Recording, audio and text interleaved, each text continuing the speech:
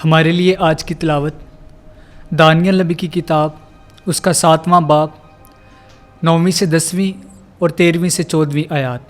और जब मैं देख रहा था तो तख्त नस्ब किए गए और कदीमुल अयाम बैठ गया। उसका लिबास बर्फ़ की तरह सफ़ेद था और उसके सर के बाल ऊन की तरह शफाफ थे।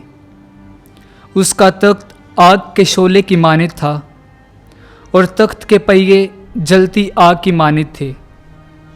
उसके हजूर से एक आतशी नदी निकल कर बह रही थी।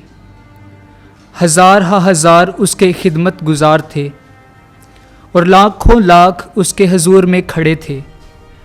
तब अरबाबे अदालत बैठ गए और किताबें खोली गईं।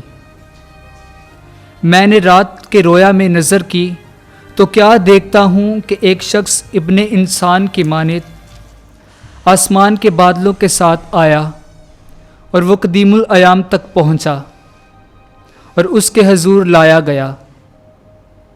और हुकूमत और अज़मत और ममलकत उसके सपुर्द की गई ताकि तमाम कौमें और उम्मतें और ज़ुबानें उसकी खिदमत गुजार हों।